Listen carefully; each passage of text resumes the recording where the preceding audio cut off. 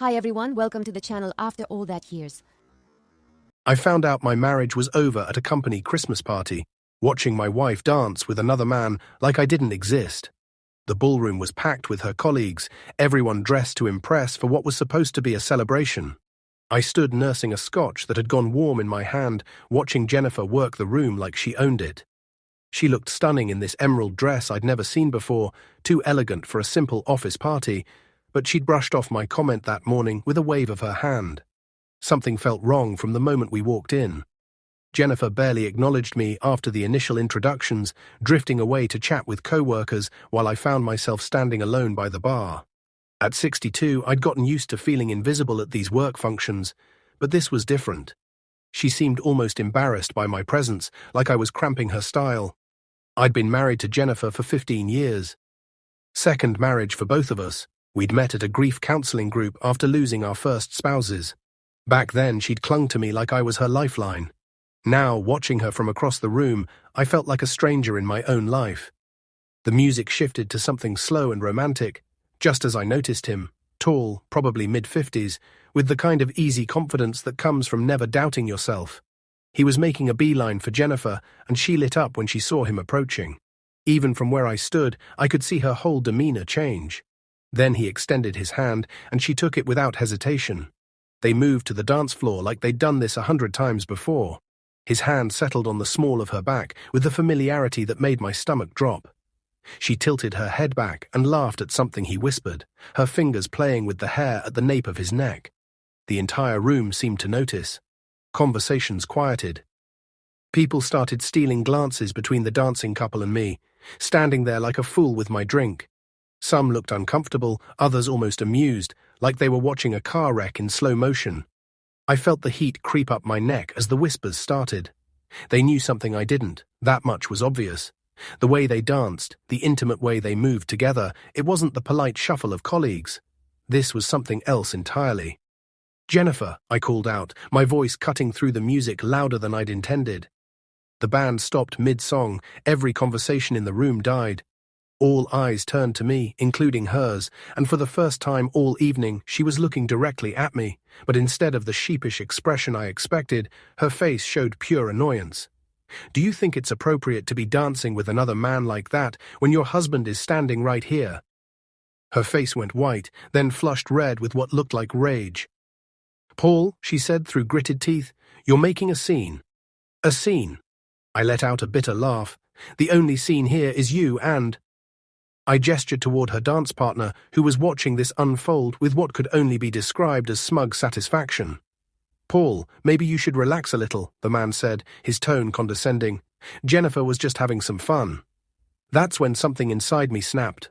All those years of being the accommodating husband, the understanding widower who was just grateful for a second chance at love, it all crumbled in that moment. "Fun?" My voice was shaking now. "Is that what you call dancing with a married woman in front of her husband? Fun?" The man shrugged like my words bounced right off him, but Jennifer looked mortified. She grabbed my arm, her nails digging into my jacket sleeve. "Stop it, Paul," she hissed. "You're embarrassing me." "Embarrassing you?" I stared at her, hardly believing what I was hearing. "Jennifer, you did that all by yourself." For just a second, I thought I saw something flicker in her eyes. Guilt, maybe, or regret. But it vanished as quickly as it appeared. She turned on her heel and walked out through the double doors at the back of the room, leaving me standing there while the whispers started up again. The man she'd been dancing with, someone called him Derek, raised his glass in a mock toast before walking away like nothing had happened. I stood there absorbing the stares and the barely contained snickers, feeling like every ounce of dignity I had left was scattered across that polished dance floor. I needed air. I needed to get out of there before I completely fell apart. The bartender, a kind-faced woman in her 50s, poured me another scotch without being asked. "Rough night," she said quietly. I just nodded, not trusting my voice. What was there to say that wouldn't make me sound even more pathetic than I already looked? I found a corner where I could nurse my drink in relative peace while the party tried to recover around me. The band started up again, couples returned to the dance floor, but I could feel the occasional glance in my direction. I was the entertainment now, the poor bastard whose wife had just humiliated him in front of half the city. I kept replaying those few minutes over and over. The way she'd looked at him, the familiarity in their movements, the complete lack of remorse in her eyes when she looked at me. How long had this been going on? How many times had I been the last to know? Paul? A soft voice interrupted my spiral. I turned to see Sandra, one of Jennifer's co-workers from accounting. She looked uncomfortable, fidgeting with her purse strap. Sandra, I managed, trying to sound normal. I just wanted to say I'm sorry about what happened. You didn't deserve that. I frowned. What do you mean? She glanced around nervously, then leaned closer. Look, I probably shouldn't be telling you this, but you seem like a decent man. That guy Jennifer was dancing with, Derek, he's not just some random colleague. My heart started pounding. What are you saying? They've been close for a while now. I'm sorry, Paul. I thought you should know. The words hit me like a physical blow. I gripped my glass tighter, fighting the urge to throw it against the wall. How long is a while? Sandra's face crumpled with sympathy. Months. I'm really sorry. She melted back into the crowd, leaving me alone with the confirmation of what I'd already suspected. This wasn't some spontaneous moment of poor judgment. This was an affair, and everyone seemed to know about it except me. I set down my drink and headed for the exit. There was no point staying here, no point pretending this was salvageable. I needed to go home and hear the truth from Jennifer's own mouth, no matter how much it was going to hurt. The drive home was a blur of streetlights and racing thoughts. By the time I pulled into our driveway, my hands were shaking so badly I could barely get the key out of the ignition. Jennifer's silver sedan was already there, parked in its usual spot, like nothing had changed. But everything had changed. The house was dark, except for a light upstairs in our bedroom. I sat in the car for a moment, staring up at that window and trying to prepare myself for what was coming. 37 years of marriage between my first wife and Jennifer, and I'd never had to have a conversation like this before. I let myself in through the front door, my footsteps echoing in the quiet hallway. Jennifer? No answer. I climbed the stairs, each step feeling heavier than the last. I found her in the bathroom, removing her makeup with methodical precision. She didn't look at me in the mirror when I appeared in the doorway. You're home late, she said casually, like we'd just had a normal evening out. Late? I couldn't keep the disbelief out of my voice. That's all you have to say? She finally turned to face me, her expression hardening. What do you want me to say, Paul? You made a spectacle of yourself tonight. I made a spectacle? I felt my voice rising. Jennifer, you were practically draped all over another man in front of everyone we know, and you think I'm the one who embarrassed us. She rolled her eyes, actually rolled her eyes, and turned back to the mirror.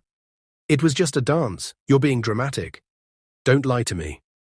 The words came out sharper than I intended. I talked to Sandra tonight. That got her attention. Her hand froze halfway to her face, makeup wipes suspended in mid-air. Slowly she turned back to me, and I could see her calculating what Sandra might have told me. What did Sandra say? She told me about Derek. She told me this isn't the first time. For a long moment, Jennifer just stared at me. Then, to my complete shock, she laughed. A cold, brittle sound that made my skin crawl. Sandra needs to mind her own business, she said, her tone dripping with disdain. So you're not even going to deny it? She sighed like I was being unreasonably difficult. Fine, you want the truth, Paul? Yes, Derek and I are close. We work together, we understand each other. But it's not what you're making it out to be. Not what I'm making it out to be. I could hear my voice getting louder. Jennifer, you were dancing with him like you were lovers. You think I don't know what that looks like? Don't raise your voice at me, she snapped, standing up and facing me squarely. You want to know the real problem here, Paul? You're suffocating me. You have been for years. The words hit me like a slap. Suffocating you? Yes, she said, and there was no softness in her voice now. You're so needy, so clingy. Do you have any idea what it's like being married to someone who needs constant reassurance? Derek treats me like an independent woman, not some fragile thing that might break. I felt like the floor had dropped out from under me. I thought you appreciated having someone who cared about you. After what we both went through, losing our first spouses. That was different, she said dismissively. I needed support then. I needed someone to lean on. But that was 15 years ago, Paul. I'm not that broken woman anymore. And what about our vows? I asked, my voice barely above a whisper. What about for better or worse? She actually scoffed. Spare me the melodrama. This is about reality, and the reality is that we've grown apart. We want different things. What we want. I stared at her. What is it you want, Jennifer? Because I thought we wanted the same things. A life together, companionship, maybe even love. Love isn't enough, Paul, she said flatly. It never has been. Derek makes me feel alive in a way you never could. The cruelty of it took my breath away. I sank down onto the edge of the bed, my head in my hands. How long? I asked without looking up. There was a pause. What? How long have you been seeing him? Another pause, longer this time. About 8 months. 8 months. The number echoed in my head. 8 months of lies, of coming home to me while carrying on with another man. 8 months of me being a fool. Were you planning to tell me? Or were you just going to keep making me look like an idiot until you decided what you wanted? I didn't want to hurt you, she said, but there was no conviction in her voice. You didn't want to hurt me? I looked up at her, tears burning my eyes. Jennifer, you've been lying to me for 8 months. You humiliated me tonight in front of half the city. How is that not hurting me? She crossed her arms, looking more annoyed than remorseful. People have affairs, Paul. It happens. You're acting like this is the end of the world. It is the end of the world, I said quietly. It's the end of our world. How do you not understand that? Maybe our world needed to end, she said, and the callousness in her voice made me flinch. Maybe we've just been going through the motions for years because it was comfortable. I stared at her, trying to find some trace of the woman I'd fallen in love with all those years ago. The woman who'd held my hand at grief counseling sessions. The woman who'd cried with relief when I'd proposed because she thought she'd never find love again. So what now? I asked. Are you leaving me for him? She hesitated, and for a moment I saw uncertainty flicker across her face. Derek and we haven't really discussed the future, but I think I need some space to figure things out. Space, I repeated numbly. You need space to decide if your marriage is worth saving. I need space to decide what I want my life to look like going forward, she corrected. I stood up slowly, feeling like I'd aged 10 years in the past hour. You know what, Jennifer? You've already decided. You decided 8 months ago when you started lying to me. You decided tonight when you danced with him in front of everyone we know. Paul. No, I cut her off. I'm not going to sit here and beg you to choose me. I'm not going to compete with Derek for my own wife's attention. If you want him, go be with him. But don't expect me to wait around while you figure out if I'm good enough. For the first time all night, she looked genuinely surprised. You don't mean that? I do mean it, I said, and I was surprised by how steady my voice sounded. I'll pack a bag and stay somewhere else tonight. We can figure out the details later. I started moving toward the closet, but she stepped in front of me. Paul, don't be ridiculous. You can't just walk away from 15 years of marriage because of one mistake. One mistake? I stared at her. 8 months of lies isn't one mistake, Jennifer. It's a choice you made over and over again.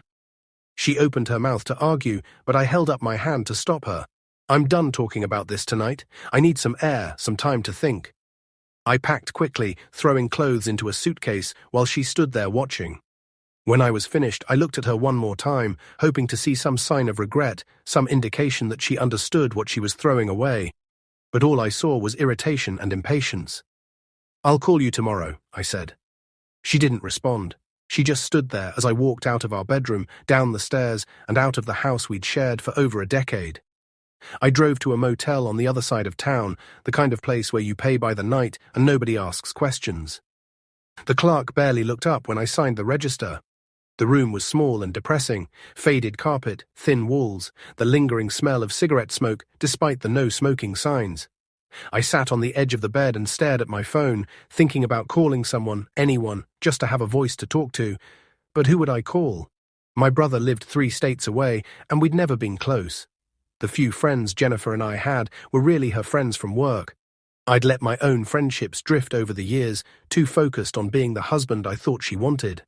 I lay back on the lumpy mattress and stared at the water stains on the ceiling. Somewhere across town, Jennifer was probably talking to Derek, telling him about our fight, maybe even laughing about how I'd reacted. The thought made me feel sick. I must have dozed off because I woke up to my phone ringing. For a moment, I thought it might be Jennifer, maybe calling to apologize, or at least to talk things through like adults.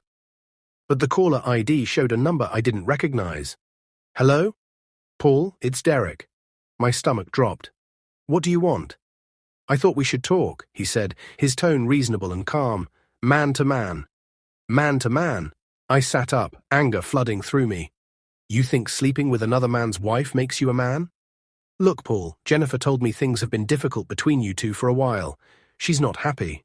I don't think you should blame her for finding some happiness. The sheer arrogance of it left me speechless for a moment. You're unbelievable, I finally managed. You think you're doing her some kind of favor? I'm just saying that maybe instead of getting angry, you should think about why she came to me in the first place. Maybe if you'd been paying attention to what she needed. Don't, I cut him off, my voice shaking with rage. Don't you dare try to make this my fault. You're a homewrecker, pure and simple. And Jennifer, she made her choice. There was a pause, and when Derek spoke again, his voice had lost its reasonable tone. She's not coming back to you, Paul. She deserves better, and deep down, you know it. Before I could respond, he hung up. I stared at the phone, fury and humiliation washing over me in equal measure. The audacity of that man, calling me like he was doing me some kind of favor. But underneath the anger was a sick feeling that maybe he was right about one thing. Jennifer wasn't coming back. I spent the rest of the night staring at the ceiling, replaying 15 years of marriage and trying to figure out where it had all gone wrong. Had I really been suffocating her? Had I misread all the signs? By morning, I felt hollow, wrung out like an old dish rag. I knew I had to go back to the house eventually, if only to get more clothes and start figuring out what came next. Jennifer's car was gone when I pulled into the driveway. Part of me felt relieved. I wasn't ready for another confrontation. But part of me felt abandoned all over again. I let myself in and immediately noticed that some of her things were missing. Her favorite coffee mug wasn't in the sink. The photo of her mother was gone from the mantelpiece. It looked like she'd packed more than just an overnight bag. I was standing in the kitchen, staring at the empty space where her mug usually sat, when I heard a car in the driveway. My heart jumped, thinking it was Jennifer coming back, maybe ready to talk things through. But when I looked out the window, I saw Derek's silver BMW pulling up behind my car. I watched through the curtains as he got out and walked up to the front door like he owned the place. The doorbell rang, and I just stood there for a moment, trying to decide if I wanted to deal with this. But then anger won out over exhaustion. I yanked the door open. What the hell are you doing here? Derek stood there in his expensive suit, looking completely at ease. Jennifer asked me to pick up a few things for her. She asked you? I couldn't believe what I was hearing. She couldn't come herself. He shrugged. She thought it might be better this way, less confrontational. Less confrontational, I repeated. So she sends the man she's been cheating with to collect her things from our house. How is that less confrontational? Look, Paul, he said, and I hated the patronizing tone in his voice. I know this is hard, but fighting about it isn't going to change anything. Jennifer's made her decision. Her decision, I said slowly. And what decision is that exactly? She's moving in with me, at least temporarily, while you two work out the details.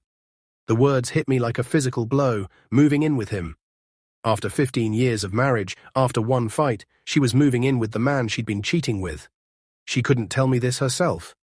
She tried calling you this morning, but your phone went straight to voicemail. I pulled out my phone and saw that it had died sometime during the night.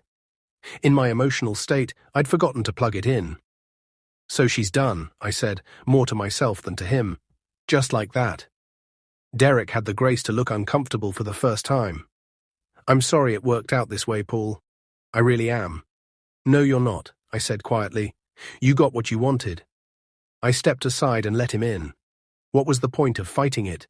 Jennifer had made her choice, and standing in the doorway arguing with her boyfriend wasn't going to change that. I watched him gather her things, clothes, toiletries, the little ceramic owl she'd bought on our last vacation together. He moved through our house like he belonged there, and maybe he did. Maybe he belonged there more than I ever had. When he was done, he paused at the door. For what it's worth, Paul, Jennifer did care about you. She needed something different. I didn't respond. What was there to say? That I'd given her 15 years of my life, that I'd thought we were happy, that I'd had no idea she was so miserable. After he left, I sat down at the kitchen table and plugged in my phone. As soon as it powered up, I saw that I had 3 missed calls from Jennifer and 2 voicemails. The first message was brief. Paul, we need to talk. I'll call you later. The second was longer. I know you're upset, and I understand why, but we can't keep going like this. I'm staying with Derek for a few days while we both cool off. I think we need some space to figure out what we want. Call me when you're ready to have a rational conversation. A rational conversation. Like I was the one being irrational for being upset about my wife's affair. I deleted both messages without calling her back. Over the next few days, I moved through the house like a ghost. Everything reminded me of Jennifer, her coffee cup in the cabinet, her books on the nightstand, the throw pillow she'd insisted on buying even though I thought it clashed with the couch. I kept expecting her to call, to come back, to at least acknowledge that walking out on 15 years of marriage deserved more than a voicemail. But the phone stayed silent. A week later, I got a call from a lawyer I didn't know. Mr. Henderson, this is Amanda Walsh. I'm calling on behalf of your wife, Jennifer. She's asked me to handle the divorce proceedings. Divorce proceedings. Not counseling, not mediation, not even a face-to-face conversation. Divorce proceedings. She couldn't tell me this herself, I asked, echoing the question I'd asked Derek. She thought it would be better to handle this through legal channels, the lawyer said diplomatically. It tends to be less emotional that way. Less emotional. As if the end of a 15-year marriage could be made less emotional by involving lawyers. I'll need some time to find my own attorney, I said. Of course. I'll send over the initial paperwork this week so you can review it with counsel. After I hung up, I sat in my empty house and tried to process what had just happened. In the span of 2 weeks, I'd gone from being a married man to being someone whose wife was so eager to get away from him that she couldn't even handle the divorce herself. The paperwork arrived 3 days later. As I read through the legal language, one thing became crystal clear. Jennifer had been planning this for a while. The division of assets was too detailed, too thought out to be something she'd thrown together after our fight at the party. She'd been preparing to leave me for months, maybe longer. The affair with Derek wasn't some spontaneous mistake. It was her exit strategy. I hired a lawyer, a no-nonsense woman named Patricia Chen, who'd been recommended by a neighbor. When I showed her the paperwork, she raised her eyebrows. "Your wife certainly came prepared," she said. "This level of detail suggests significant advance planning. How long do you think she was working on this?" Patricia studied the documents. Based on the financial disclosures and asset valuations, I'd say at least 6 months, possibly longer. 6 months, maybe more. So while I'd been going about my daily life, thinking we were just going through a rough patch like all long-term couples do, Jennifer had been methodically planning her escape. The divorce moved forward with brutal efficiency. Jennifer and I communicated only through lawyers, even for the simplest things.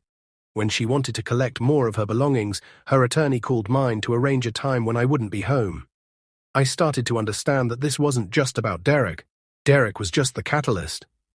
Jennifer had been unhappy for years, apparently, and instead of talking to me about it, instead of suggesting counseling or even just telling me she needed more space, she'd been building a case for why our marriage couldn't work.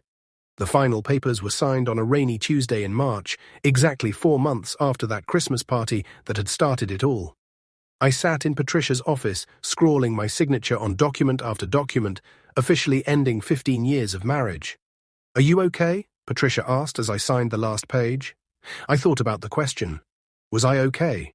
I was alone in a house that felt too big, sleeping in a bed that felt too empty, eating dinners for one while the evening news played to an audience of nobody. But I was also free from the constant worry about Jennifer's moods, free from the nagging feeling that I was somehow failing her, free from the exhausting effort of trying to make someone happy who had apparently decided long ago that happiness wasn't something I could give her. "I think I will be," I told Patricia. The house sold quickly, the market was good, and our neighborhood was desirable. I used the proceeds to buy a smaller place across town, a modest ranch house with a big backyard that I was planning to turn into a garden. I heard through mutual acquaintances that Jennifer and Derek had moved in together officially, that she seemed happy in a way people hadn't seen her in years. Part of me wondered if I should feel angry about that, but mostly I just felt tired. 6 months after the divorce was finalized, I ran into Sandra at the grocery store. She looked uncomfortable when she saw me, like she wasn't sure if she should acknowledge me or pretend she hadn't noticed. "Paul," she said finally, "how are you doing?" "I'm all right," I said, and I realized I meant it. "How are things at the office?" She fidgeted with her shopping list. Different, she said diplomatically. I heard Jennifer and Derek are living together now. Yes, Sandra said carefully. They seem happy. I nodded. Good for them. Sandra studied my face like she was trying to figure out if I was being sarcastic. You really mean that? I do, I said, and I was surprised to realize it was true. We weren't right for each other, Sandra. I think we both knew it, but neither of us wanted to admit it. At least now she's with someone who makes her happy. What about you? Sandra asked gently. Are you happy? I thought about my quiet house, my emerging garden, the book I'd started writing about my first wife, something I'd never had the emotional space to do while I was married to Jennifer. I'm getting there, I said. That night I sat on my back porch with a cup of coffee, watching the sunset paint the sky orange and pink. For the first time in years, I felt at peace. The betrayal still hurt. I don't think that kind of pain ever completely goes away. But I was beginning to understand that Jennifer's affair had been a gift, even if it hadn't felt like one at the time. It had freed me from a marriage that was slowly suffocating both of us. It had forced me to rediscover who I was outside of being someone's husband. It had given me the chance to build a life that was truly mine. I thought about that night at the Christmas party, standing there humiliated while everyone watched my marriage fall apart in real time. At the time, it had felt like the worst thing that could happen to me. Now I realized it was one of the best.